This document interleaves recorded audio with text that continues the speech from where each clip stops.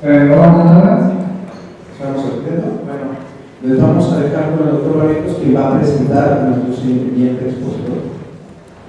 Voy a hacer les voy a explicar la dinámica que vamos a hacer y se incorpora en el fondo, solo que hacer, si no más velocidad.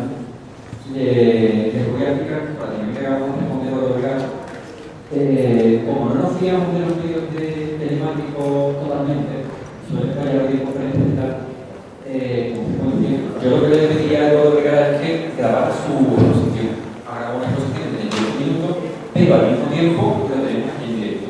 Con lo cual, creo que lo más interesante es ella haga una presentación pequeña de él, vemos el vídeo que tenemos ya grabado suyo y en realidad explicaría en el espacio que el vídeo, explicaría en directo y luego tenemos una sesión de preguntas y respuestas. Con lo cual, nos aseguramos, porque es el miedo poco que yo tenía, nos aseguramos que no hubiera videoconferencia. Hemos tenido la suerte de que parece ser que va a funcionar. Hay veces que las videoconferencias se quedan al principio y luego se colapsan y no funcionan. Por lo cual, como ya tenemos experiencia en eso, tenemos que hacer. Bueno, a ver, me vayan llegando, les presento a Eduardo Vergara. Eduardo Vergara es un joven que no se me oye. ¿Qué? Vale. Eduardo Vergara, les comentaba, es un joven que estudiamos conjuntamente en la Facultad de Filosofía. Cuando yo era joven, que sigue siendo joven, tenía un poco más feo que ahora. Pero, bueno, él desde hace unos años se interesó en trabajar en medios carcelarios. Empezó en un taller de 3 meses, con ciertas dificultades, como adelantó su ponencia, con ciertas dificultades en la cárcel, porque, bueno, como él en una ocasión me comentaba, ¿no? Cuando él llegó a la cárcel, pues fueron a hacerle un cinquillo, porque en Eduardo, un cinquillo es, bueno, en la cárcel hacen una navaja como de 5 centímetros, no sé exactamente con qué, y entonces, pues, dijeron, un taller de filosofía en la cárcel, y estoy seguro que es de la policía secreta. Entonces, bueno, vamos a hacer un cinquillo, que es de la navaja esa, también por aquí por el lateral, porque me Eduardo, y no te mata, como él dice, pero te da lo suficiente para que no sigan en el taller. Entonces, claro, es verdad, en la cárcel, ¿qué es lo más extraño, no? Pues él empezó a trabajar en la cárcel, como digo, y este taller de 3 meses, eso fue el año 2006, 2000, bueno, ahora caray, llevo ya unos meses trabajando, ha llegado a atenderse a una serie de cárceles en España, porque es muy grande. Yo he puesto los vídeos de 10 minutos que hay de Canal Sur, entonces, pues, tiene ya una pequeña introducción. Pero, Eduardo Vergara, lo interesante es que no solo ha trabajado desde el punto de vista práctico, sino que él está desarrollando una tesis doctoral sobre filosofía aplicada en cárceles y, de hecho, su tesis de maestría, más que lo decimos aquí, fue sobre cárceles y filosofía aplicada. O sea que, aparte del tema más práctico, tiene también una cierta, como decía antes, una cierta rigurosidad sobre una investigación que se está haciendo. Yo espero que en todo, un par de añitos, un año y pico, él pueda defender allí su tesis y, como digo, otra línea más de trabajo en cárceles. Y bueno, aparte de una serie de publicaciones en diversos libros que hemos publicado en España, pero también en Portugal ha publicado alguna cosa, ha sido profesor también en parte de docencia, y es verdad que su práctica es una práctica muy pionera, porque aunque como le comentaba, hay algunas prácticas en Estados Unidos, en Italia, también me puede comentar un poco, mirando yo todo por ¿verdad? Es verdad que hasta donde ella ha entrado dentro de la cárcel, que yo conozco no ha entrado nadie, es decir, hasta el nivel de inseguridad, de trabajar con psicópatas, con tal, se han hecho muchas experiencias, pero interpretado, gente que no había llamado a otras personas y tal, está hablando, digamos, por lo más grave de la sociedad y muchas veces por los que necesitan más la filosofía aplicada. Por lo tanto, para mí es un lujo y le agradezco mucho todo lo que haya aceptado la invitación, porque realmente tener aquí a Eduardo genera un líder mundial sin el tema de filosofía aplicada y cárceles. Es decir, yo no creo que a nivel mundial haya nadie más reconocido que él para explicar precisamente su experiencia, y por lo tanto, pues le agradezco a Eduardo, aunque allí hay vacaciones, que estamos pasando en el calor, pues te agradezco que estés ahí pues, explicando un poco algo. Si tú quieres decir algo, Eduardo. Pues muy buenos días, aquí buenas tardes. Ante todo, darle las gracias al público y a México por permitirnos este privilegio, más que nada porque es raro y muy complicado encontrarnos con la posibilidad de poder exponer nuestros trabajos, sobre todo trabajos de este índole.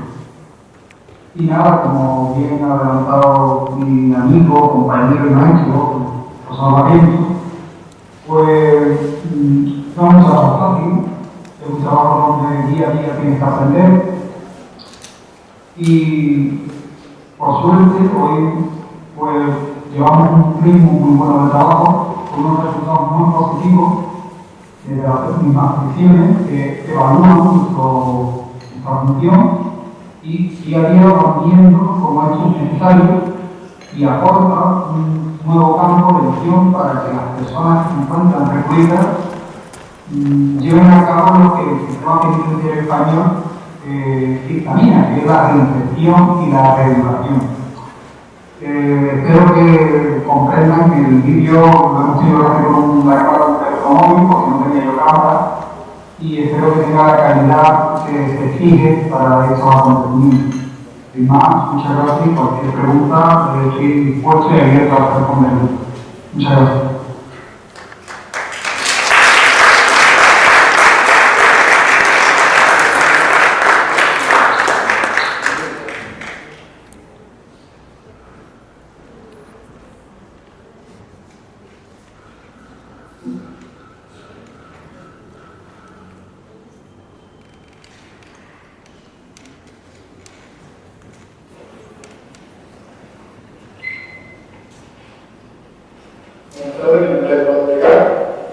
Y de todo darle las gracias por brindarme esta oportunidad de poder exponer mi labor dentro del ámbito penitenciario y la función de la filosofía para mejorar la situación de los residentes en dicho medio. Durante 8 años he trabajado de forma voluntaria en diversas prisiones en Andalucía, en un ámbito mixto, tanto hombres como mujeres. Y me gustaría, a lo largo de este tiempo penal, el poder exponer la experiencia buena, beneficiaria, que nos brinda la filosofía para mejorar, reeducar, como dice el Código Penal español, y reestructurar un grupo de personas que están faltos de una experiencia que brinda la filosofía. Como pueden ver aquí, he hecho un esquema con distintos puntos que he movido y en el centro se encuentra el individuo. El individuo puede ser cualquier preso, cualquier mujer condenada, cualquier hombre condenado, donde, mediante mi experiencia, hemos visto que hay unos elementos que son necesarios exponer dentro y trabajar dentro del campo de la filosofía cuando trabajamos en el ámbito de prisión. Pero antes de entrar a eso, me gustaría comentar un poco cómo ha sido mi trayectoria a lo largo de estos 8 años aproximadamente y cómo ha sido posible poder entrar a formar parte de este trabajo. Y en primer lugar, según el Código Penal, ninguna persona en ámbito personal o particular puede entrar en prisión. Por tanto, hay que poder acceder a ella mediante algún tipo de ONG, asociación, que deposite su confianza en ti y se haga cargo de tu seguridad. Aparte de la seguridad que le da prisiones, pero en prisiones no se puede hacer cargo de una persona en particular. Por tanto, durante un año estuve en Sevilla, tuve que estar trabajando para ver con qué asociación poder trabajar y que me permitieran poder entrar en la prisión de Sevilla, en Maqueda de Alcor. La asociación con la que trabajé fue Solidarios y ellos me permitieron brindar la posibilidad de poder llevar a cabo el proyecto, el cual desde un principio tuvo una situación muy favorable. Durante 2 años estuve trabajando en el módulo de preventivo.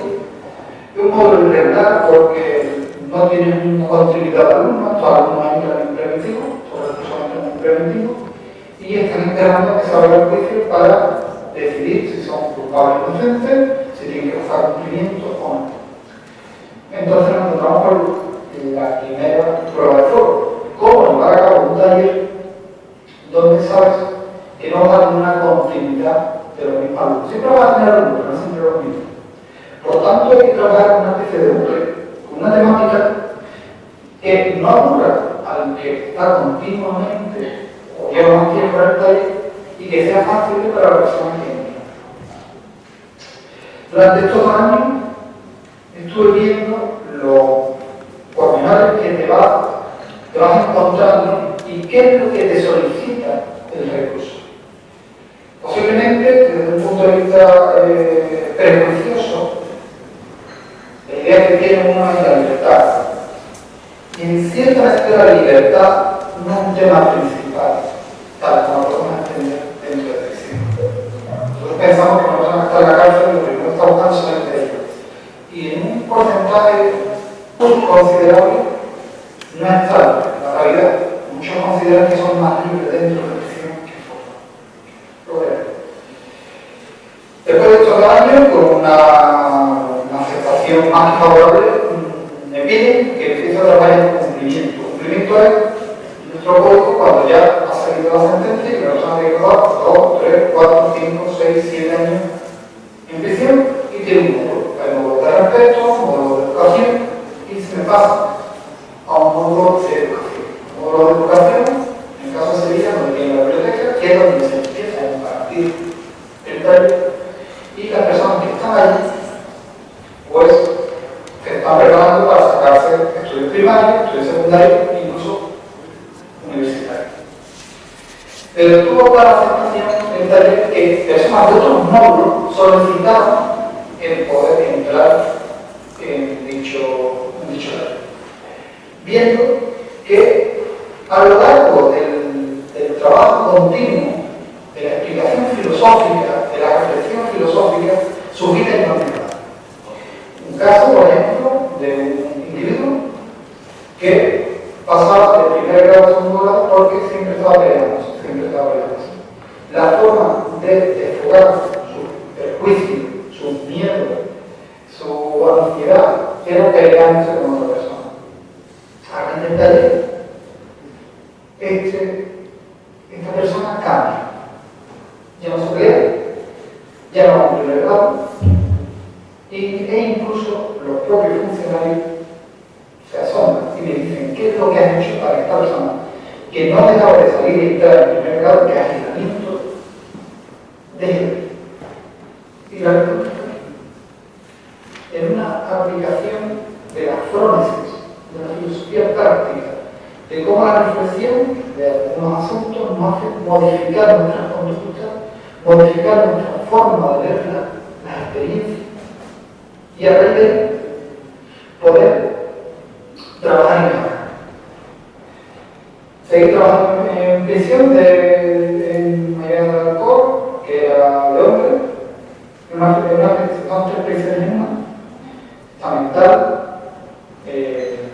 cumplimiento hombre y luego también está la parte mixta. Solicito presentar el taller en prisión de mujeres en Alcalá de Guadaira, también en Sevilla. Una prisión solo de mujeres. Lo presento y me tienen de prueba un mes. Todo esto voluntario. Aquí no hay una ganancia, no hay un salario de por medio. Y durante este mes, de presentar un taller con 10 mujeres, en un mes se duplica el número de mujeres que quieren asistir y se ven con la necesidad de crear un segundo grupo. Fue una positiva experiencia que mujeres que no son ni leer ni escribir se apuntan al taller de lectura para poder entender y leer lo que se va indicando en la pizarra.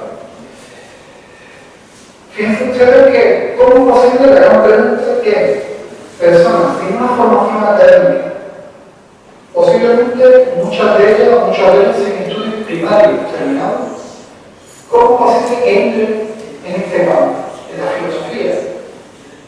Dado que en España la filosofía se da en el último curso de la educación secundaria y no se ve más, que hay una carrera o por cuenta propia. ¿Cómo es posible? ¿Qué es la ley? ¿Qué es el entomático? ¿Qué es la fórmula sencilla? Preparar sesiones, prácticas que sirvan, que ellos le vean y ellos le vean una utilidad y sobre todo fácil de entender. No estamos frente a un público académico, no estamos dando una ponencia en una facultad, ni mucho menos. Estamos trabajando con personas que lo necesitan. No con esto estoy diciendo que nuestros alumnos no la necesiten, ni mucho menos, ni que la persona la necesite, todo lo contrario. Pero tenemos que tener en cuenta siempre dónde estamos, cuando una nutrición, como un elemento especial. Esos elementos especiales es lo que hace que tenemos que adaptarnos y evolucionar en nuestra forma de exponer nuestro trabajo. Mi experiencia en prisión de mujeres me ayudó a reestructurar y buscar la fundamentación de lo que es necesario dentro de la cárcel. Rápidamente les comento. Si nosotros trabajamos en los años que llevo trabajando en prisión, ¿cuáles serían los tres elementos más importantes para un hombre? ¿Y cuáles serían los tres elementos más importantes para una mujer? Son los tres, son los mismos, pero el orden cambia. En el caso de los hombres, les dirá la libertad, el trabajo y la familia. Una mujer dirá la familia, libertad y trabajo. En un 95%, las mujeres que están en prisión son madres y no tienen sus hijos dentro. Y dentro de ese 95% de mujeres madres en prisión, un 60-70% están en prisión por delitos contra la salud pública, o sea, tráfico de drogas, estupefacientes. La condena en España, hasta hace un par de años, las condenas más duras en proporción al delito eran contra la salud pública. Un alto porcentaje de mis alumnos tenían condenas máximas en los 9 años de prisión. ¿Qué ocurre? Ya esto ha cambiado y las condenas de 9 años han pasado a 6, pero son 6 años. El taller sirvió para poder trabajar y solventar esos conceptos, como por ejemplo casos. Mujeres que son denunciadas por sus propios parejas. Ellos denuncian que ellos son mulas, que van cargadas, la policía las coge, las meten por favor. Y ellos descubren que sus parejas la han traicionado porque, simplemente porque quieren irse a otra mujer. La cuestión es la siguiente: cuando una mujer descubre que su pareja le ha traicionado, ¿cómo podemos hablar de la familia? Que la intervención. Volvemos a confiar en una persona, no confiamos. Y dentro del trabajo de la filosofía, vamos a decir que sí. Y es confiar en el hombre, de confiar en él. Poco a poco se va a replantear el hecho de por qué he tenido que volver a pasar lo mismo. La experiencia que he tenido, ¿por qué se hace? Vamos a ver. Oscar Wilde decía que la experiencia es el nombre que le damos a nuestros errores. Y efectivamente, nos vamos a dar cuenta que en prisiones tenemos personas con mucha experiencia. Y aprendemos de esa experiencia. Y mediante esa experiencia vamos formulando y reestructurando nuestro taller. Después de estar en Sevilla, solicitaba durante el curso lectivo, que vamos otoño, invierno, primavera, así verano, y en verano, nos vamos de las vacaciones de verano, solicitaba seguir dentro del taller de una ciencia de casa, en la prisión de Bojador. Cuando cambio de domicilio, vuelvo a Cádiz, solicito seguir trabajando en prisiones, se me permite, con una experiencia también más que favorable, y me abre la oportunidad de poder trabajar con un grupo en aislamiento, de nervios. Esto ya cambia completamente la organización. Estamos hablando con personas que están aisladas, personas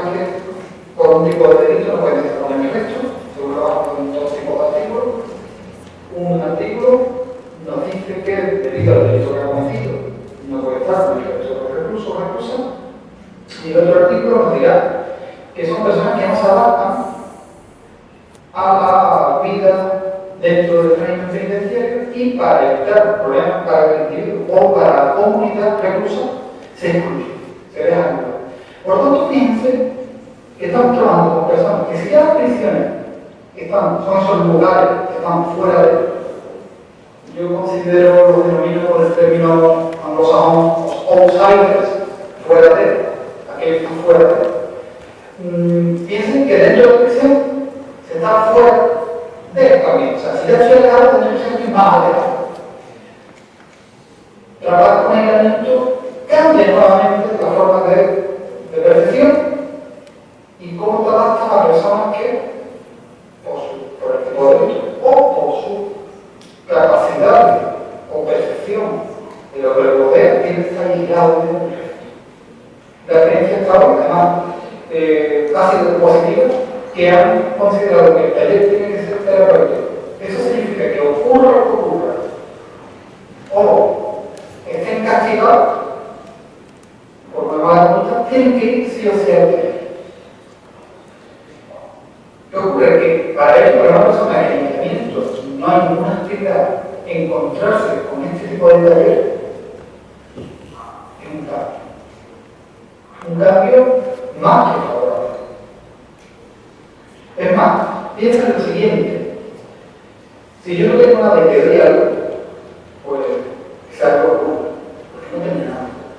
Pero si encima lo que yo te doy es bueno de por sí, es mucho mejor.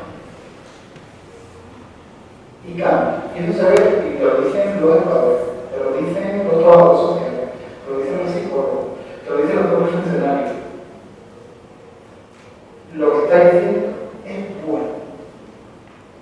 Y ya desde el punto de vista egoísta, socialmente hablando, lo que queremos es que estas personas no vuelvan a cometer esos delitos. Si lo que estamos de una forma de vista egoísta social, no, claro, es que es una herramienta perfecta para que estas personas no vuelvan a cometer ese delito.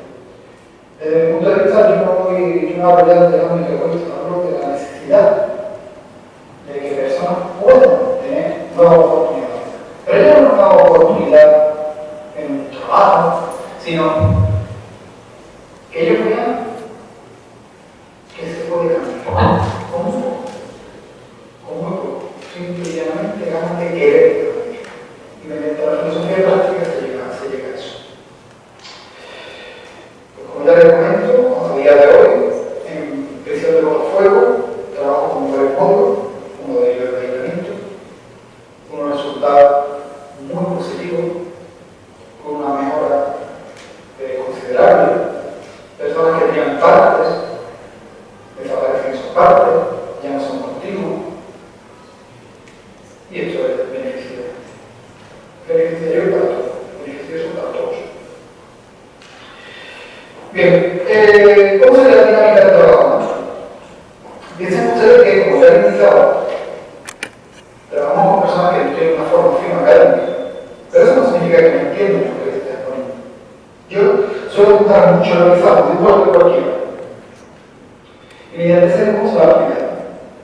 Además, hago un trabajo cronológico de la historia de la filosofía, no solamente en Occidente, sino en Occidente y Oriente. Pero me gusta trabajar primero con el mito. Trabajo con la prueba de los trabajos de Hércules y lo llevo a la actividad de nuestro día a día. Trabajo con la Odisea. Y después pasamos del mito a la luz. Y entramos por los tres clásicos Sócrates, Platón, Aristóteles, Confucio, Platón y Confucio. Y así vamos haciendo una cronología en el ámbito de la historia de la filosofía y cómo aquellos autores me permiten mejorar ese trabajo continuo. Y ellos mismos van reestructurando y van componiendo un sistema filosófico de ayuda. Ustedes podrían decir, bueno, ¿qué autor es el que me vale? Por suerte, por desgracia, he tenido que ir con fallo, error y acierto. No todos los autores son buenos para trabajar en prisión, o por lo menos depende mucho de la capacidad de cada uno de poner lo que son. Tenemos que ser conscientes de que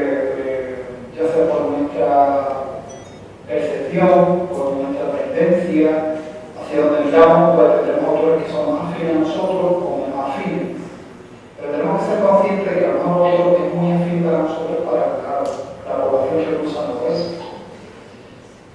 Eso nos tiene que permitir abrir nuestras puertas de la perfección y ser conscientes que si hay un autor que a lo mejor nos llama la atención, puede que haya algo en ese autor que sirva en el campo de la filosofía de la vida de nuestra reflexión. Tenemos que trabajar con ese autor.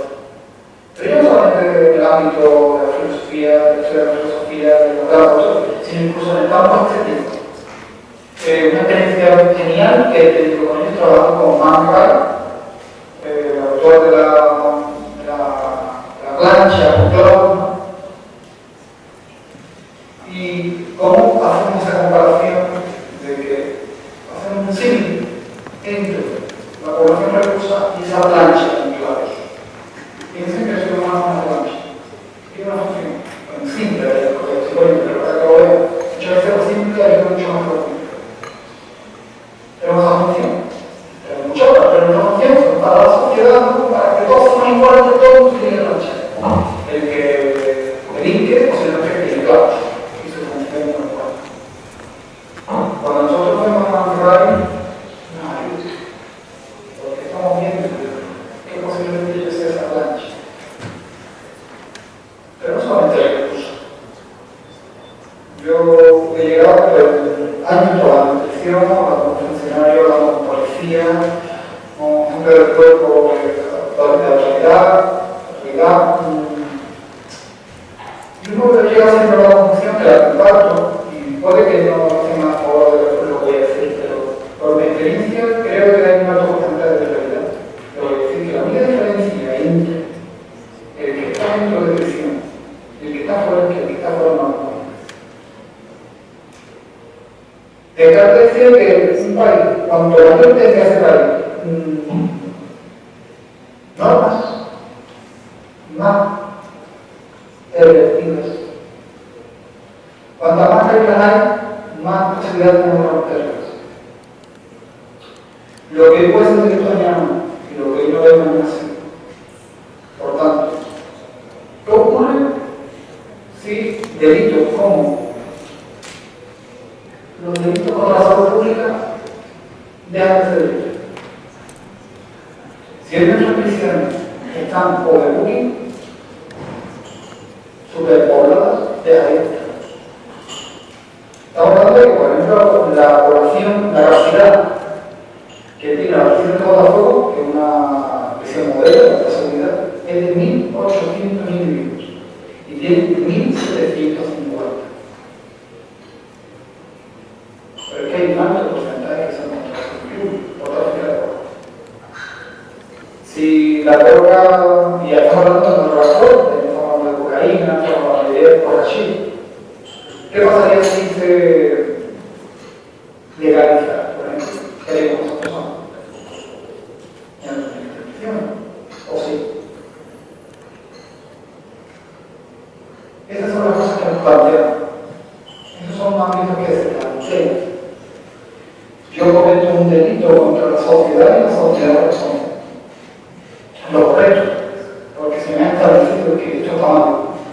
Si yo cometo un error, tengo que pagar por mi error. Esa es la función que tiene la sociedad. Pero lo que tenemos que tener claro, ¿cuál es nuestra fe? ¿Son todos los iguales? ¿Son todos iguales? Y ellos lo dicen, porque yo, por ser un ciudadano más a pie, por ser cualquiera, tengo mucho daño, 6, 7 años, y grandes personajes, como en televisión, ahora mismo en España, en un índice de delitos fiscales tremendo, hay que dar hasta ahora para que una persona salga los 1.000 millones en televisión. Esto es un problema, porque lo vamos haciendo también y se trabaja en los razones que vamos darnos cuenta que cuanto mayor es el delito, menos aprendemos.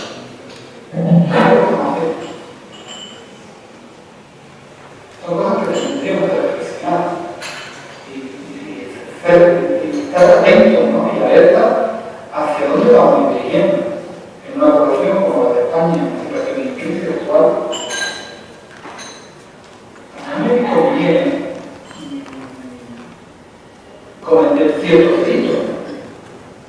Y cuanto mayores mejor para mí. Pones dentro de ese ámbito, trabajes dentro de ese ámbito con el que trabajan condiciones, es demostrar que no es lo correcto. Que es cierto que el individuo que por ser quien es, o por tener apellido tal, o por tener influencia hay que dar 1000 vueltas para que la expresión, ¿cierto? Pero yo no soy ese individuo. Tengo que ser consciente que no soy ese individuo. No me puedo comparar. Pero yo no me puedo comparar con el compañero que tengo de celda, el chavo, como decía. No, yo soy 8. Y yo le tengo que ver a mí mismo. Y yo soy el que está sufriendo la pandemia. Ya no es mi familia que sí lo está viendo, ¿no? La familia de sangre, no son sus hermanos, sus madres, padres, no son sus la familia de vida, sus parejas, hermanos, amistades. No, el individuo es el que sufre la guerra. Y él tiene día tras día, tras día, tras día, tras día. Cuando estamos diciendo, nos vamos dando cuenta de lo siguiente. Que hay personas que no hacen nada y sus días son la copia de la copia de la copia de la copia de la copia de la copia de la copia infinito del primer día o del segundo. Por tanto, una persona puede decir: yo llevo de pena 6 años, pero todos los días son iguales. Eso destruye el individuo. Cuando nosotros trabajamos la filosofía, vamos transformando los días. Ya no todos los días son iguales. Empezamos a hablar de pasión, emoción, reflexión, un trabajo continuo, cambiando la visión de la cabeza. ¿Por qué? Porque son personas que posiblemente esto esté destruido. Posiblemente esto esté destruido. No entienden. Son unos padres por la sociedad. Sus creencias cambian. Y su familia, muchos de ellos rompen sus relaciones, sus relaciones con ellos. Por lo tanto, son individuos que se encuentran solos. Y muchos de ellos, muchos de estos, cuando son hombres, no tienen hijos, pero mujeres sí tienen, y no están con sus hijos. Y eso crea una ansiedad, crea una incertidumbre. Que muchos de ellos me dicen: la ventaja que tenemos en el taller de filosofía es que esto es una terapia, que yo tengo a alguien que me está psicoanalizando, ¿no? Trabajamos con conceptos que sirven, conceptos que valen, conceptos que me ayudan. Porque lo más importante, nosotros no somos ni abogados, ni jueces, ni sacerdotes, no. Como yo digo, somos educadores, somos entrenadores militares. Yo quiero ir a un gimnasio, quiero ponerme más fuerte, tengo un entrenador, mi entrenador me dice: alta de reflexiones, prebanca, aquí cumplo la misma función. ¿Qué te apoya? La amistad, trabajamos Aristóteles, la ética. ¿Qué es el individuo? Yo mucho a mí. Nietzsche. El encuentro alienado, Marx. Y así. El debate socrático, la historia del final de Sócrates, ayuda un montón. La caverna de Platón, si la transformamos en una prisión, visualizan perfectamente y se dibujan, o se llevan fotocopia, se visualiza perfectamente cuál es el ámbito de la prisión. Con ese trabajo. Hasta este momento. Como ya les comento, la actualidad pues son, ahora vamos a ver si podemos trabajar en especies en Málaga, en Huelva, y ahora abriendo el abanico. No pongo ningún hándicap cuando su dirección de tratamiento dice: bueno, ¿qué tipo de alumno quiere? Lo único que pido es personas que quieran cada día, que vengan, que vengan, que se queden y que se marchen. No como un hándicap que sabe leer, que sabe escribir, no, porque luego ellos mismos van a buscar esa mejora. Yo no sé leer, tengo que entender, me apunto de la prueba. ¿Vale? Estamos dando oportunidad. Son personas que necesitan ser escuchadas, necesitan exponer, necesitan demostrar que sienten. Y el taller sirve para eso. Cambia completamente, una experiencia positiva. Y no tendríamos que abandonarlo. Había que plantearse la labor de la filosofía llena desde el ámbito académico, del el ámbito académico y ha llegado a un punto que es un dinosaurio. Está muriendo. Y si no está muriendo, ¿qué? La estamos viendo porque los sistemas educativos en España, las leyes, los cambios de educación están haciendo que sea un dinosaurio. Las facultades tienen que mejorar, tienen que dar oportunidad a la gente que llegue con nuevas ideas, pero no ideas con fundamento, un estudio práctico, no solamente encerrarme en una biblioteca y estudiar, no, vamos a llevarlo a la práctica.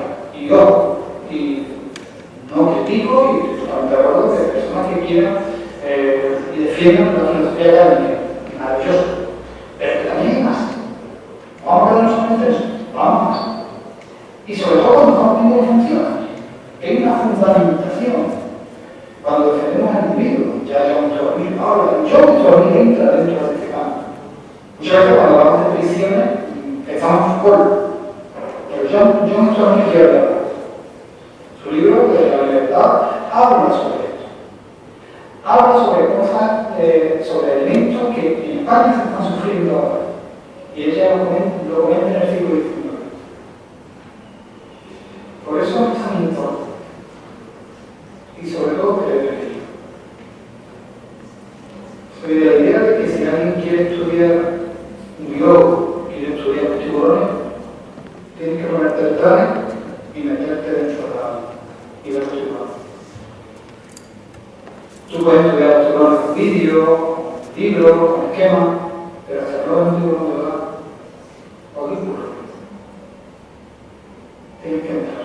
Y como decía la novela del Conde de Montecristo, cuando va entrando y va escuchando los cierres, puerto tras puerto, te das cuenta que está dentro de eso. Y es cierto. Y mi consejo, nunca olviden, si van a estar en prisiones, nunca olviden nunca. Porque el día que se olvide, no. Muchos me dicen, oye, me puede traer, me puede dar el no. Yo lo que entra, sabe lo que está dentro. Materiales de boli, folio y más, tengo por la presión. Llevo mi libro o un DVD, porque otros tipos de películas que me ayudan mucho a tiempo, a dinámica. Fotocopia. 15 alumnos, 15 fotocopias. Y pido permiso. ¿Puedes grabar una fotocopia? ¿Sí o no? Sí. Pues viene en acta, donde esa fotocopia se graba. No, tiene que volver. Punto, nunca olvidé la conversación. Punto 2, es una experiencia que yo llevo los viernes. Yo trabajo de la mañana, salía a las 2 de la tarde, volvía a casa, comía, me volvía a ir a todas las prisiones, trabajaba 4:30 y salía a las 7:30, 8 más tarde. Los primeros años de la persona, el fin de semana, porque ves tantas cosas que no respondes. Tienes que correr la casa, sales de televisión, tienes que correr la cama, seguir con tu vida. Porque si no entras en un bucle de tristeza,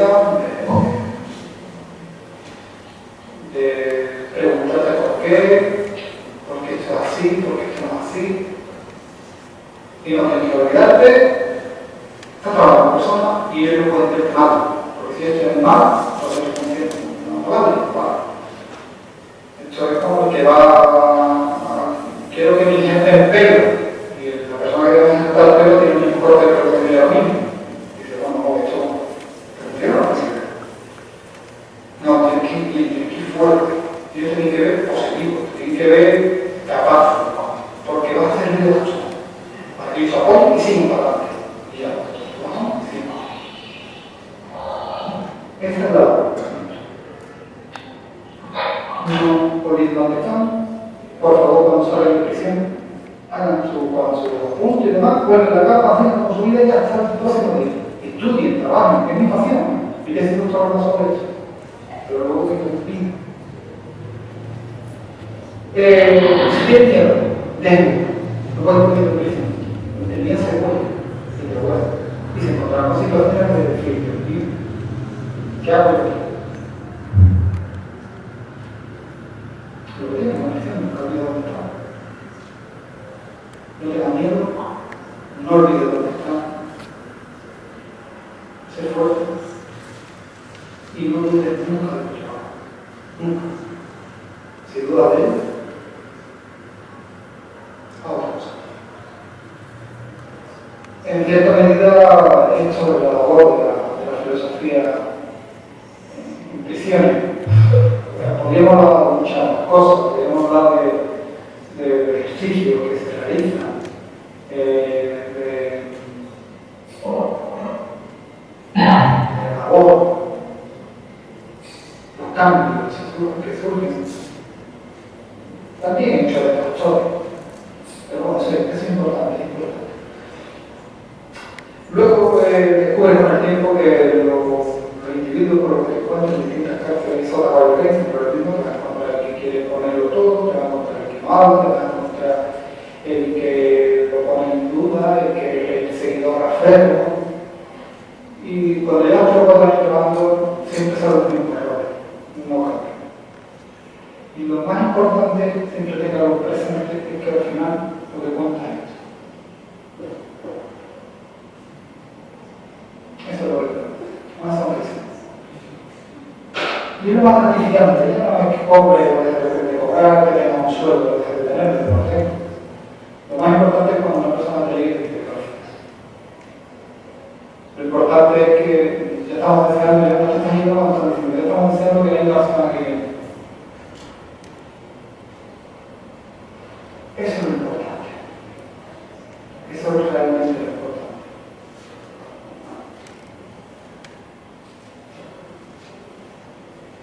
Y poco más. Darle las gracias por esta oportunidad. Para mí es un placer. Mi tutor, maestro y amigo, el profesor y doctor José Barriento, tiene mi dirección. Si alguien quiere ponerse en contacto conmigo, estoy abierto, que pueda preguntar, que diga.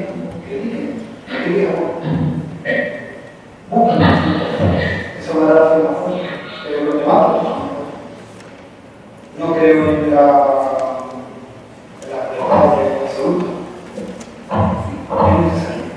Es necesario buscarle los puntos flacos, el dolor de cabeza. Es necesario, ¿por qué esto? ¿Por qué no? Me encuentro mucho de cosas en televisión. Y bueno, la gente está más fuerte, la gente está más aburrida. Y Tomás, muchas gracias y espero que haya gustado la exposición al nivel que se ha hecho. Ha sido para mí muchas gracias.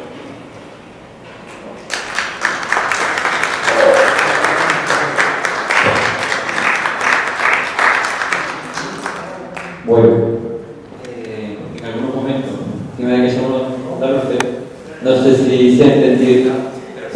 Creo que este es el momento de hacer preguntas de las cuestiones que os hayan entendido y sobre todo de las cuestiones que os inquieten y demás, teniendo aquí directamente, ya digo, en algunas ocasiones casi, no sé si por eso olvidar el sitio, no se ha entendido bien, entonces ya digo, cualquier cuestión que se os pueda plantear ahora mismo y demás, pues tenemos en directo a Emanuel. A ver, ¿dónde? Vamos por aquí, aquí.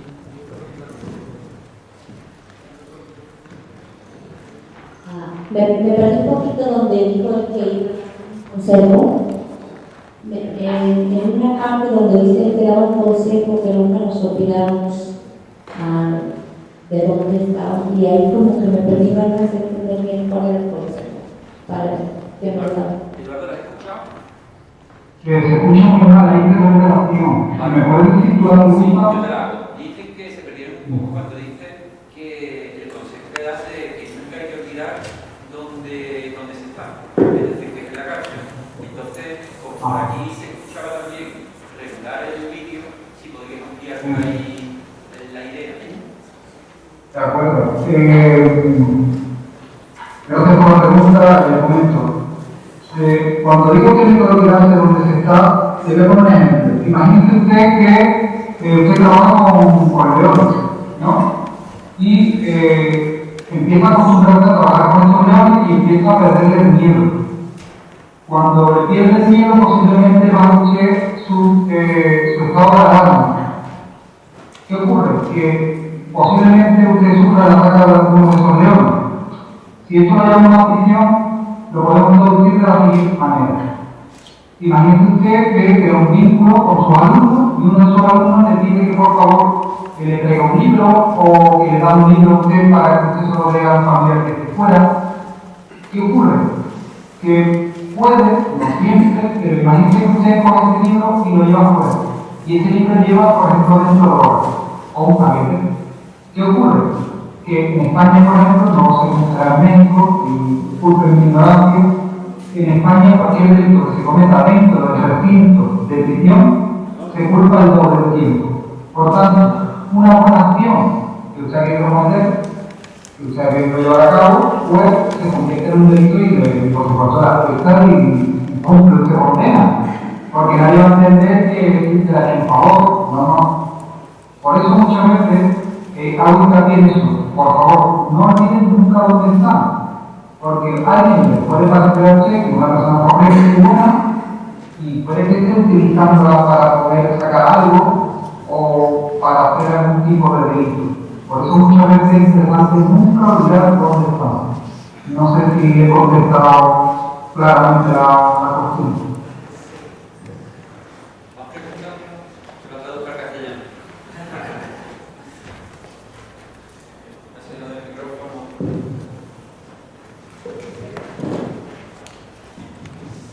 Es fácilmente medible el avance que tienen los internos después de trabajar con ellos. Mi nombre es Joaquín Cañas, señor. Te preguntan, ¿es fácilmente contextualizable el avance de los presos después de trabajar contigo en los talleres? Sí, porque hacen una evaluación. Buenas tardes. Gracias por la pregunta. Hay un grupo donde hay educadores, psicólogos, juristas, trabajadores sociales, donde evalúan los resultados que se hacen en todos los talleres que llevan a cabo dentro del cultivo. ¿Qué ocurre? Que ellos pasan a los tutores y monitoras un balance de cómo ha ido el taller y si hay evolución o no en dichos talleres. En mi caso siempre ha habido una evolución positiva. En el momento que hubiera una evolución negativa, el taller desaparece. Hay un seguimiento, por tanto, sobre todo, piensen ustedes que después de haber grabado el vídeo, que disculpen la calidad del mismo, tanto en sonido como en imagen, pero después de este lunes pasado tuve una reunión con la de Huelva y vamos a trabajar con la UCE, la Unidad de Tratamiento Especial, con recursos y reclusas que estaban en algo dependientes. Por tanto, el taller sube a una categoría también de tipo terapéutico. Eso significa que el taller que se está comunicando entre las distintas criterios y se está animando. Eso significa que tiene un resultado positivo. No sé si has respondido a la pregunta. Muchas gracias. Las objeciones son para... ¿sí? Bueno, en fin, lo voy a traducir. Las objeciones son para los filósofos teóricos, son para el doctor Barrientos, en tanto filósofo teórico. Para lo que hace el profesor de filosofía que está en pantalla, solo tengo felicitaciones y lo tomo como un ejemplo de filosofía desde la exterioridad, desde la periferia, algo como a seguir para los filósofos que quieren dejar de ser teóricos y quieren empezar a ser prácticos. Un ejemplo y una felicitación. Te felicitan a mí, pero a mí me va a quedar muy bien. Vale. No había usado la mano, ¿sí? No, bueno.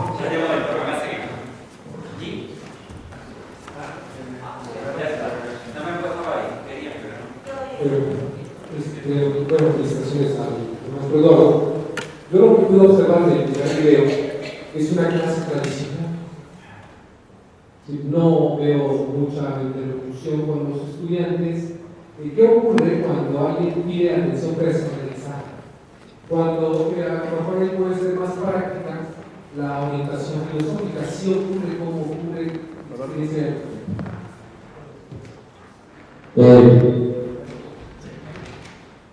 Bueno, voy a hacer con esto. Yo voy contestando una cuestión. El vídeo es un vídeo hecho para la televisión. Entonces han seleccionado mucho. Y han seleccionado lo que a ellos les interesaba. El problema es que no han seleccionado lo interesante para lo que se podía aplicar. Es decir, en un taller de orientación filosófica de teoría crítica, el facilitador no habla de arte. Pero si fijáis, cuando va a hablar la gente, corta. Puede que inclusive sea por el sonido. Es decir, que tenga micrófono o algunos no. Entonces, que la selección la han hecho por ahí. Pero sí es verdad que, te acordaba, a ver si ya no siguen regulando. Sí es verdad que normalmente en los talleres, sobre todo, no es que haya diálogo, sino sobre todo el diálogo vaya desde aquí hasta aquí. Es decir, que sea la gente la que hable. Es decir, que el facilitador casi que desaparezca. O un buen facilitador no se le tiene que notar mucho. Es verdad que el vídeo sirve un poco para dar visión,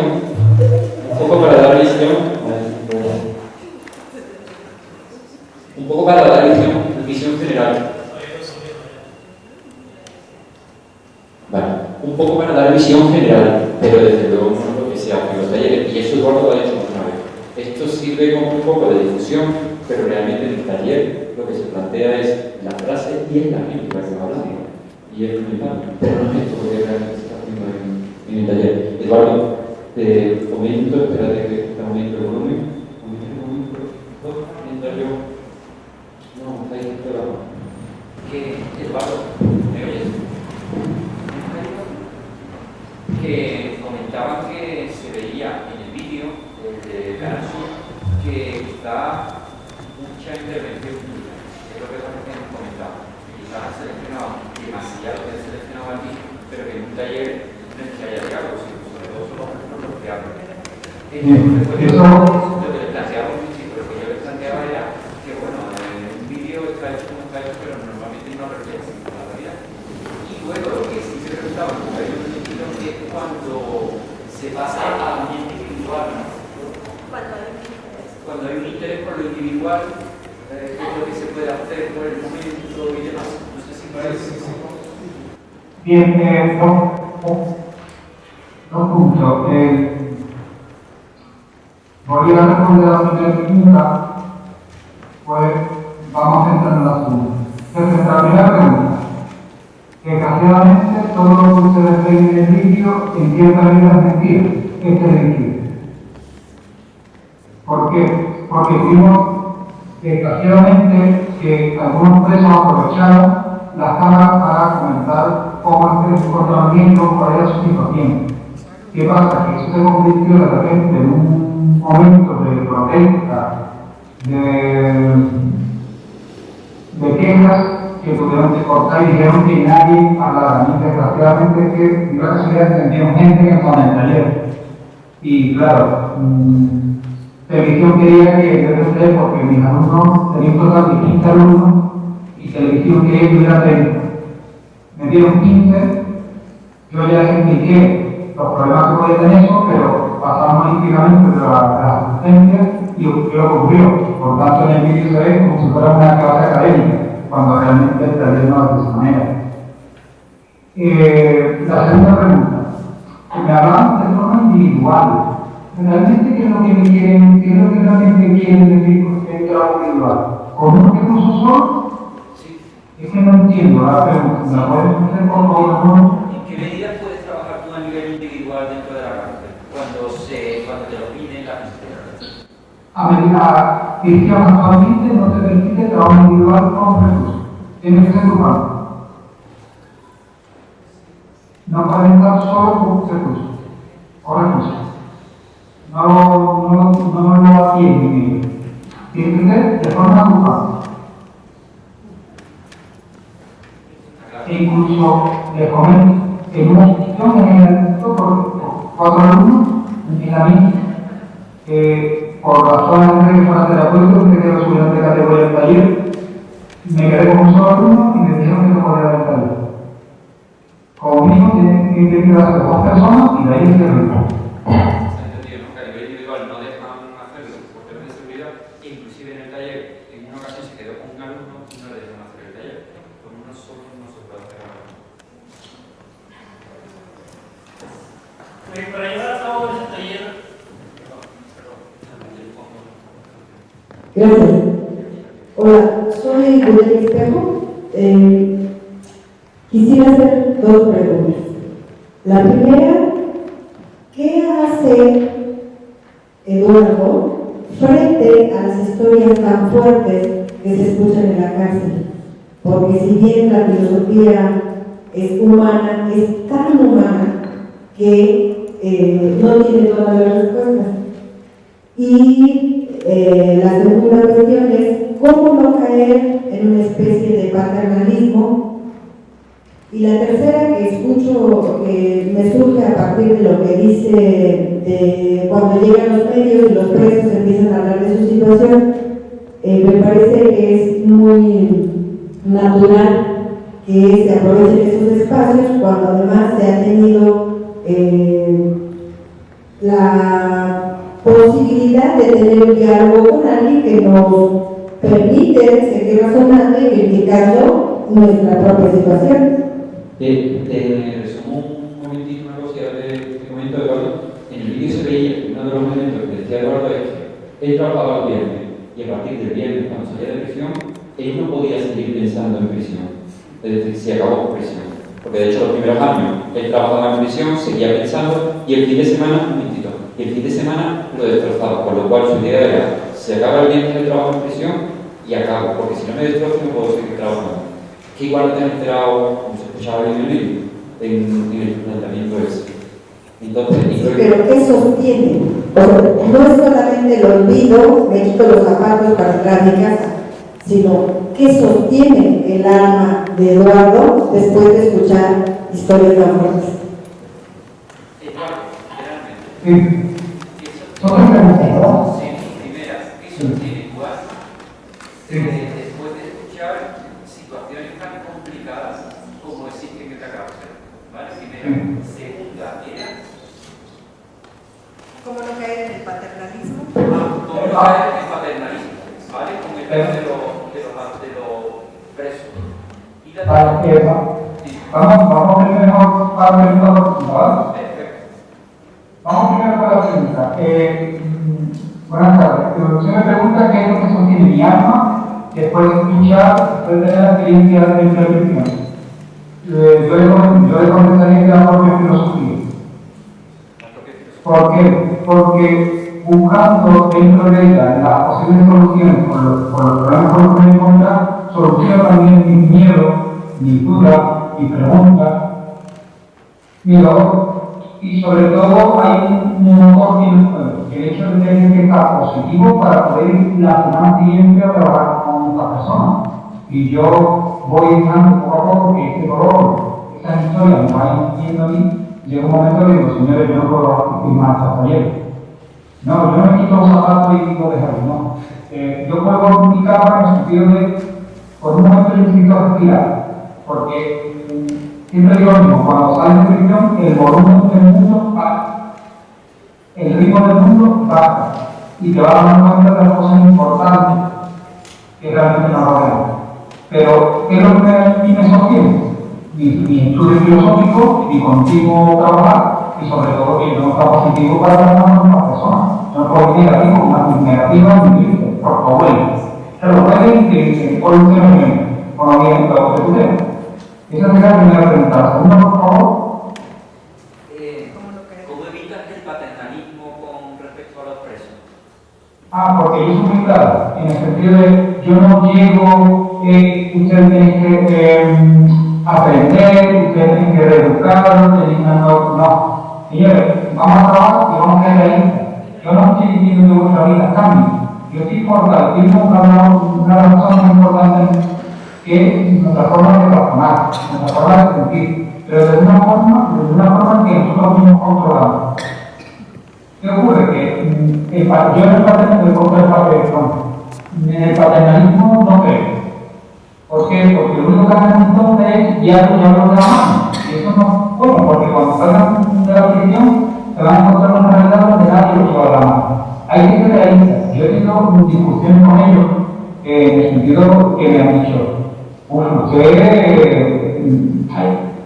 que no hace todo comer, en serio, que esto no es que tiene a la tallercito, no, todo lo contrario, por ejemplo, la situación ahora en España, en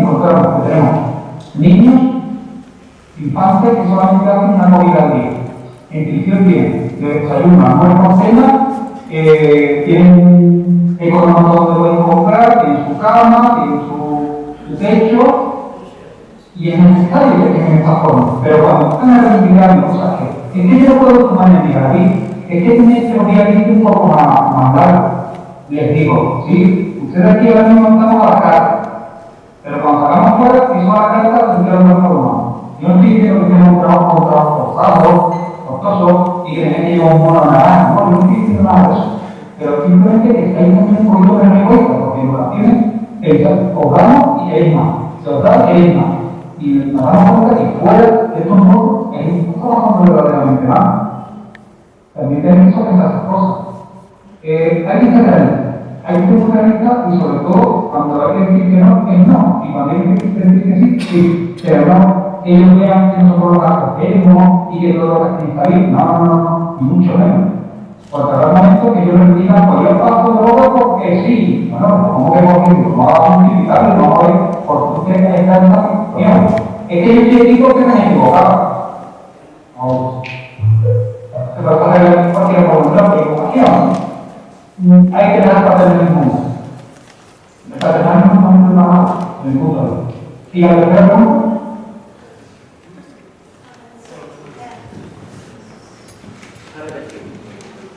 ¿cómo?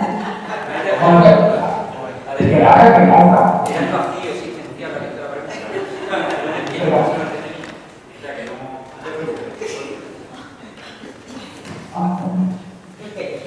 Yo quiero hacer 3 preguntas. 3, de verdad, no me voy a repetir.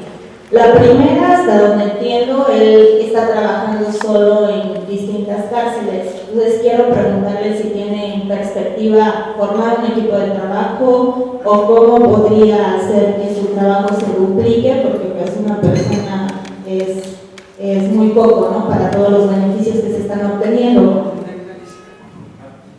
También tiene una pregunta, supuestamente. Primera, si tú estás trabajando sobre la cárcel, si tienes idea de formar un equipo o si has tenido experiencia sobre el tema.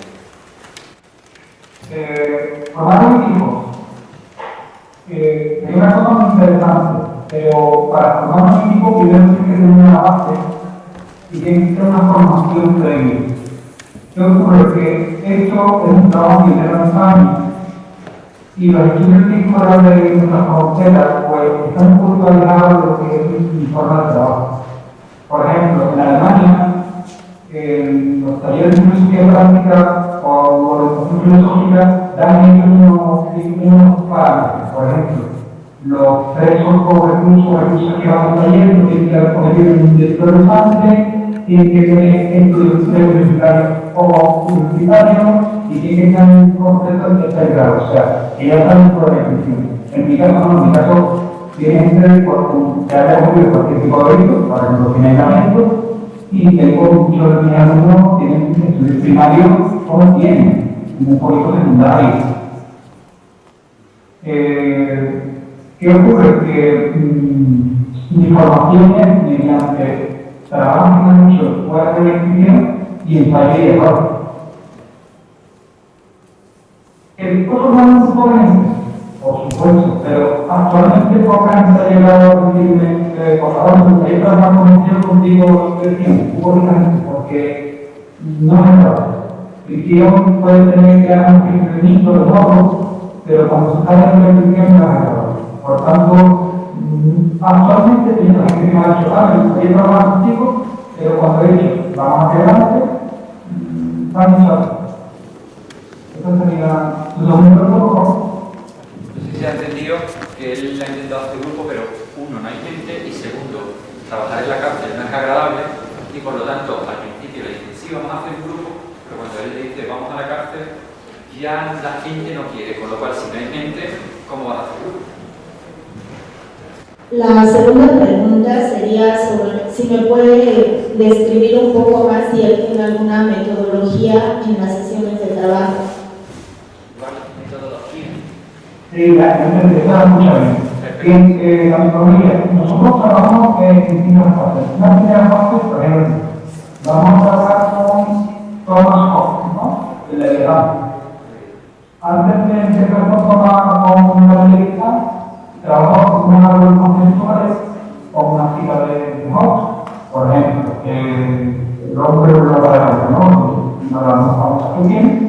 empezamos a analizar cómo podemos aplicarla a nuestro día a día y cómo podemos aplicarla al contexto de nutrición. Sobre todo siempre vamos a aplicar las cosas.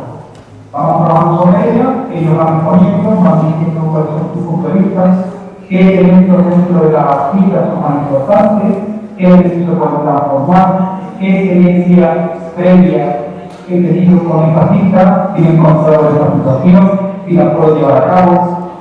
Ellos van planteando, están trabajando sobre la cita, trabajamos varias, y cuando ya hemos trabajado varias citas, el autor, presento el autor, explico el autor y seguimos trabajando. Esto es lo que hace que ellos discuten con el autor. Pues me parece correcto lo de la cita de trabajo, o no me parece correcto, me parece de acuerdo de la lucha de todos contra todos, como ejemplo como indicaba la lucha de todos contra todos, ejemplo de las fuerzas, de quién organiza la ley, quién no la organiza, en qué grupo se encuentran. Creamos unos leyes donde uno representa al grupo X, que crea leyes para impedir que los fuertes fueran contra ellos, mientras que otros representan el grupo fuerte. Estoy explicando, por ejemplo, la sección última que tuve de ley. Y referente a eso vamos a. Y luego ellos, yo les pido que hagan una reflexión sobre lo que está dado y la traigan la semana siguiente y trabajamos sobre ello. Más o menos es la dinámica de trabajo. Es muy activa, yo lo que quiero es que siempre estén hablando, que siempre estén interactuando, porque realmente quienes hacen taller, como indicaron anteriormente y como criticaron referente al vídeo, son ellos los que hacen el taller. No sé si he dado la respuesta que dice. Sí, gracias. Y la tercera pregunta, a pesar de que ya comentaste que la filosofía, bueno, este trabajo filosófico te da una gratificación más moral o más de sentimiento, quisiera ver cuál es tu perspectiva a ver si realmente este trabajo puede tener después una percepción económica, porque generalmente la filosofía y lo económico ha estado separado. Entonces, ¿cómo ves haciendo ese trabajo, cómo puede conciliarse la economía con la filosofía? Sí, perfectamente, la técnica común. Además, esa pregunta me la he hecho durante mucho tiempo. ¿Cómo vas a pagar la hipoteca? ¿Cómo vas a pagar la hipoteca? Y, bueno, para la hipoteca unidad. Bueno, por suerte, actualmente mi trabajo, yo estoy trabajando para la Asociación de Historia Ken, la Mujer Progresista, la Asociación de Mujeres Progresistas de Historia Ken, y yo estoy trabajando en la asociación gracias a mi trabajo en prisiones. Y yo estoy trabajando en prisiones gracias a ellos. O sea, mi labor es llevar un taller a distintas prisiones en Andalucía, y posiblemente tenemos un proyecto en España, en Marruecos. O sea, que mi labor en la asociación, mi sueldo sale gracias a mi labor. Que es difícil, sí, pero que sucede como hace años en la psicología también se encontró en cierta idea como estamos nosotros actualmente.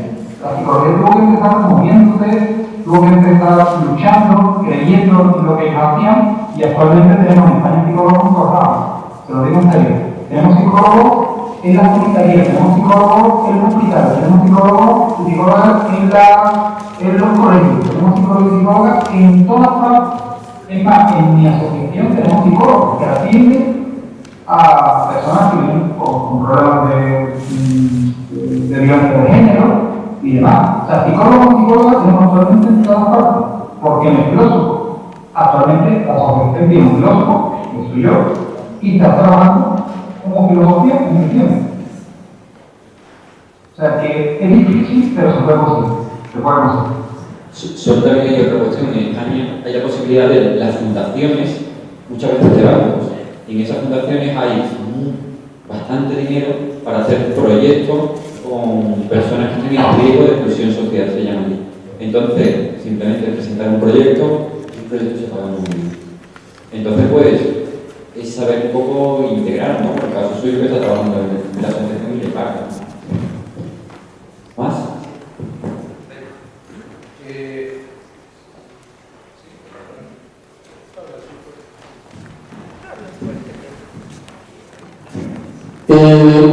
Hay una suerte de socrático, en el escrito que hace Vergara García en el libro de filosofía aplicada a grupos y personas, cuando mencionas la comisión del delito o la comisión del crimen o de la falta que los lleva a la cárcel, se da más por una confusión ética que por una disfunción psicológica.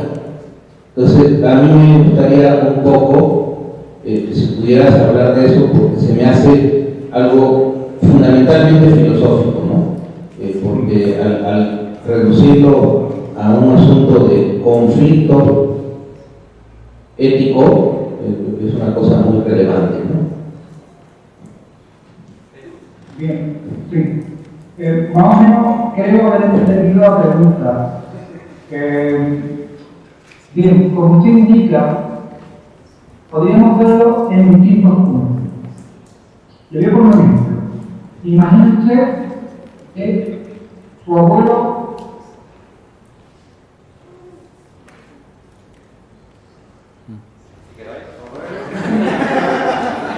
posiblemente usted. No, Eduardo, ¿puedes repetir que se ha ido la voz? Después del abuelo. Bien, empezamos. Vamos.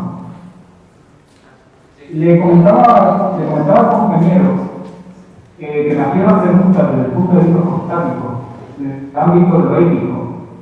Y yo le pongo el siguiente ejemplo.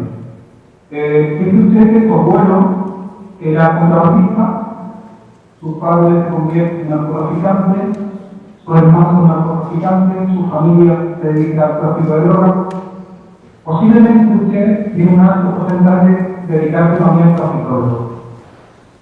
El tratamiento ético que usted hace es que lo que está haciendo no es malo, sino que la sociedad, no la sociedad, sino que el gobierno, la policía, por lo considera malo, pero si el público, la sociedad, pide el tráfico por personal. Ese sería el planteamiento de dinero.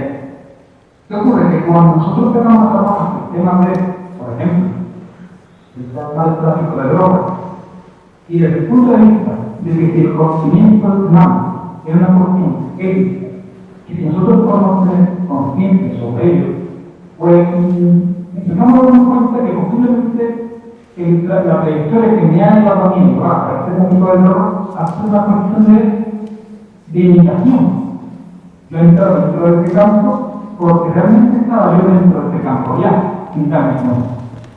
Cuando yo empiezo a trabajar ese punto de vista, yo empiezo a darme cuenta que el estar llevando esa vida me ha llevado a prisión, que posiblemente perdió mi familia, estos 30 años de mi vida, y por ese dinero que yo suponía que estaba droga, realmente no lo estoy ni disfrutando.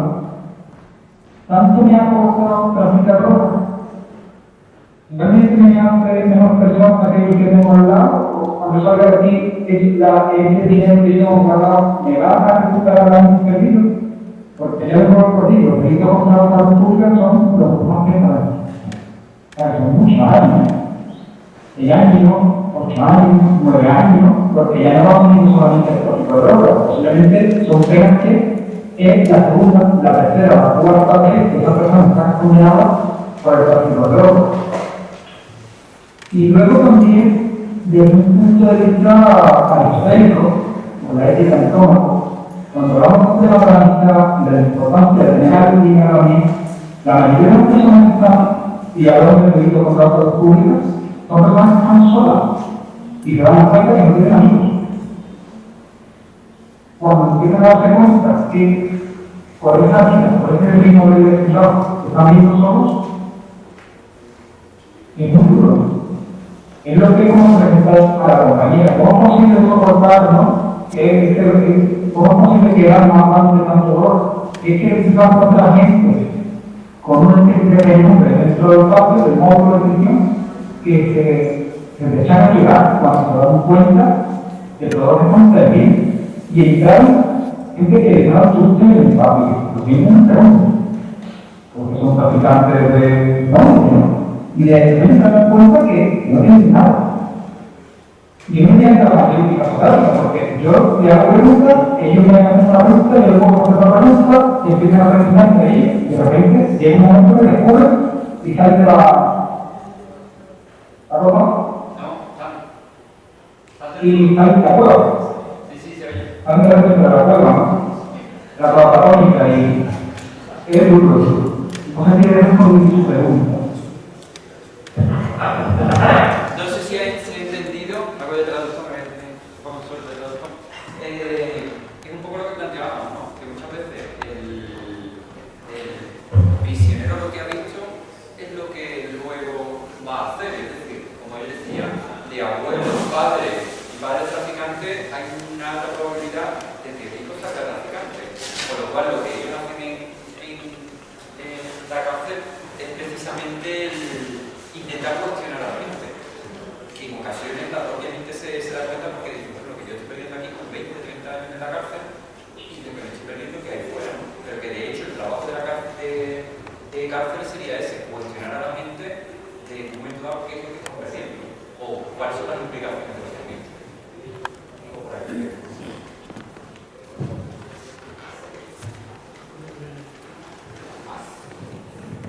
Gracias. La pregunta que le quiero hacer a Eduardo es muy parecida a la que le quería hacer hace rato a usted, doctor. ¿Algún caso han tenido donde la persona haya problematizado su situación de vida, el motivo por el cual está en ese momento, en ese contexto, y haya llegado a justificarlo racionalmente? Es decir, alguien que esté en la cárcel, que sabe que está en la cárcel por los motivos, por lo decía, por su abuelo fue traficante, su familia, etc. Y no solo lo llega a justificar racionalmente, sino además está de acuerdo y continúa con la nación. Sí, perfectamente. Perfectamente, porque realmente hay un tipo de delito con el que existe en nuestra comunidad. Y es con el delito contra los públicos, los traficantes, los narcotraficantes, pero que mueven mucha cantidad de cosas. Porque reporta mucho dinero. La zona donde yo vivo, aquí en Cali, en el estrecho de Libertad, entra mucha hora. Y hay mucha gente que tiene este tema. No es lo mismo trabajar con una persona que lo hemos conmigo con 40 kilos de droga, que trabajar con una persona que trafica con 2 toneladas, 3 toneladas de droga. Y controla la entrada y salida de la droga en el país. ¿Qué ocurre? Que aquí estamos hablando más colectivamente de delitos, sino estamos hablando de una cuestión económica. Piensa usted que una persona en una noche se puede embolsar 30 millones de euros. Esos 30 millones de euros no van pagando, esos 30 millones de euros van con una gota. ¿Qué ocurre? Que esa persona va a estar 6, 7, 8, 9 días en la cárcel y posiblemente cuando salga va a tener va a pegar esos 30 millones de euros. ¿Qué ocurre? Estos tipos de individuos no suelen venir a la calle, porque ellos están personales de nivel más, ellos se ven superiores. Por tanto, no pierden su tiempo según ellos en este tipo de tareas de comer el cojo. ¿Quién viene a la calle? Personas que han comido con 40 kilos, personas que han comido con 100 kilos, están dando cuenta que tampoco pegarte 4, como dicen ellos, comerte 5, 6, 7 años en prisión, son 5 o 6 años de pérdida en tu vida, pero ya no son 5 o 6 años de vida. Eso duplíquelo por favor, por 2. Yo no quiero 5 años en mi vida en prisión, yo realmente estoy perdiendo 8 o 9, porque yo cuando salga de prisión me tengo que adaptar al mundo que está ahí fuera. Y el mundo, nosotros estamos en libertad, tenemos que cambiar de 10 días, y hay una persona que nos pega 5 años en prisión. El mundo cambia totalmente. Y le pongo un ejemplo. Un señor mayor de aproximadamente 30 años, había pegado en prisión 10 años sin permiso por una actividad problemática y a los 10 años le dan su primer permiso. Cuando sale fuera de prisión, son 3 días, llega a un centro comercial y la puerta está bien sola. Y él le dice a su mujer, han llegado más tiempo. Y lo hacen aquí porque no entendía la gente los teléfonos móviles, no entendía la gente, la tecnología avanza día a día. Una persona que se pega 10 años recluida no entiende nada de lo que está pasando. Aparte que os digo una cosa, que no he hablado en el vídeo, y tendría que haberlo dicho, la consecuencia física que tiene largos periodos de aislamiento de las personas, que de la adicción, que de la auditiva y sobre todo en el primer permiso después de tantos años sin salir, que de sexo a mismo, que eso también se da. Por tanto, piensen ustedes que estos talleres, yo trabajo con alguna vez por mí de la población rusa, 2 módulos de 14, y no todo el módulo entero viene el taller, vienen las personas que están interesadas, no son obligatorios. Y eso también es bueno, porque obligar a la persona a que exista un taller se convertiría en una formación paternalista, eso es lo que buscamos. Por ejemplo, todo lo contrario, los delitos de violencia de género, personas que justificaban haber golpeado a su pareja y a raíz del taller se van dando cuenta que la violencia física, verbal, psicológica, los malos tratos no son justificables de ninguna manera. Porque hoy por hoy tenemos una herramienta para evitar ese tipo de delitos. Si tu pareja te insulta, márchate, denuncia, nunca agreda verbalmente, agreda físicamente, psicológicamente, y mediante el taller se van dando cuenta que efectivamente que no es necesario llegar a eso. Y ya les digo que no es porque me digan ellos, qué bien, sino que luego hay una metodología que hace los psicólogos, los trabajadores sociales, los educadores, y van a ir en cambio. La traducción es sí.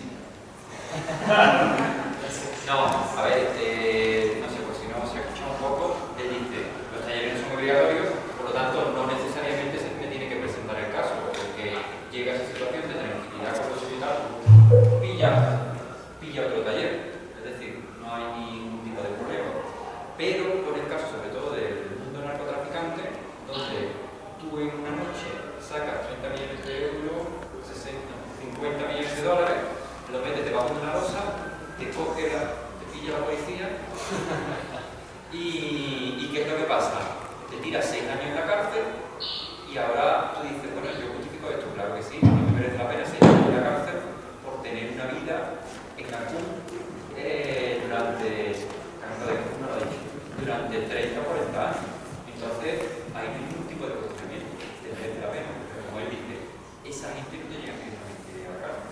Pues algo él comentaba otras cosas, el vídeo me ha comentado, por ejemplo, el tema de que hay además pérdidas dentro de la cárcel muy importantes, es decir, te tiras 6 años dentro de la cárcel y cuando ves que se abre una puerta automáticamente, tú dices, ¿esto qué es? Que 6 años la tecnología avanza mucho.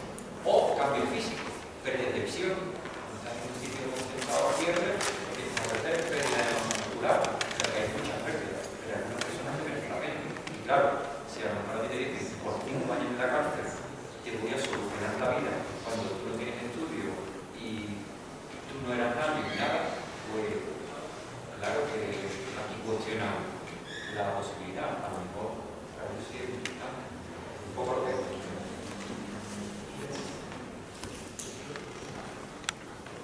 ¿No? Bueno, pues lo dejamos aquí. Eduardo, te agradecemos que hayas estado con nosotros. Al final se ha hecho un poquito peor, pero bueno, ya he hecho yo por aquí la traducción simultánea. Y nada, ya no sé cómo nosotros por inversión en este tema. Y bueno, te agradezco.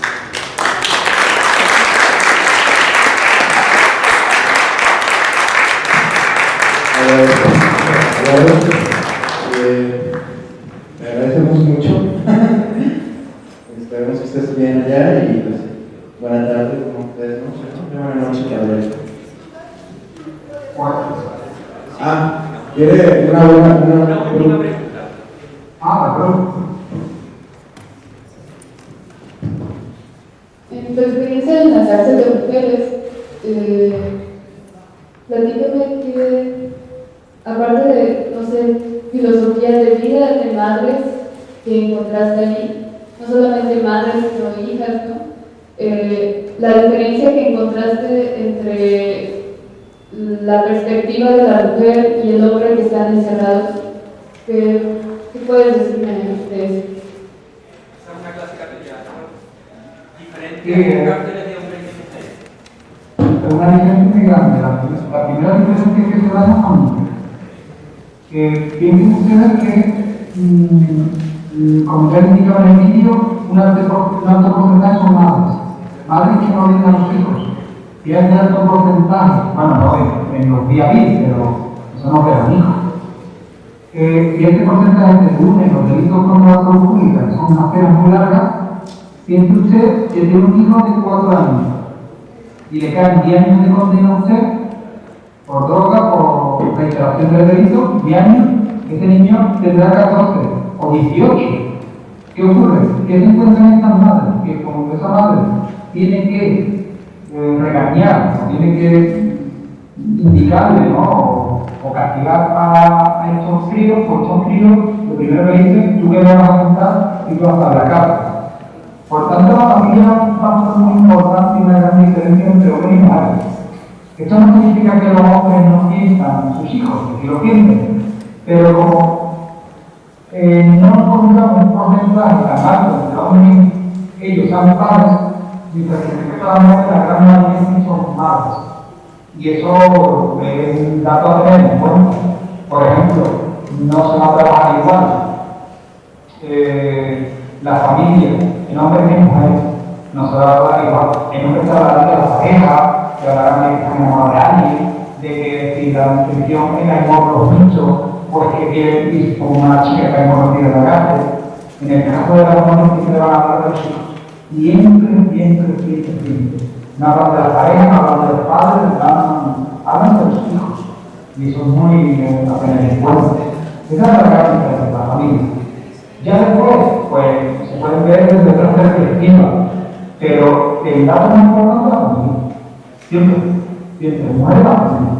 Es el dato más importante. ¿Qué hago yo cuando salgo de aquí y me encuentro con mi hija, que la dejé siendo una niña y era una mujer?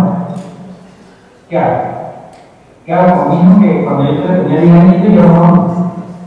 ¿Qué le puedo decir? ¿Qué le puedo decir? Me entero que mis hijos son quienes están, porque el padre no sé lo que está haciendo con mi vida, y mi familia está totalmente desestructurada. Mis hijos no están. Es que los asistentes sociales me han quitado los hijos. Son las grandes preguntas. ¿Cómo me enfrento yo? ¿Cómo me enfrento mañana con esa televisión? Que me entera que mi hija está embarazada. En la familia, en la gran empresa de la familia. Y sobre todo los hijos. Esa es la gran diferencia. No sé qué te respondí. Pues le agradezco sus preguntas, Gemma. No sé si. Gracias. Le agradezco sus preguntas que han sido un diálogo interesante. Sí, y al final de la conexión y la interrelación entre la tecnología y nosotros, pues, qué bueno que se puede hacer también este tipo de conferencias. Les agradecemos. Aquí llegamos a la primera parte, toca el horario de comida, entonces nos vemos a las 4. Les voy a comentar algo antes de que se me paren, ya se estiren. Bueno, agradecerle, pero le agradecemos, Eduardo. Vamos a darle un fuerte aplauso a Eduardo.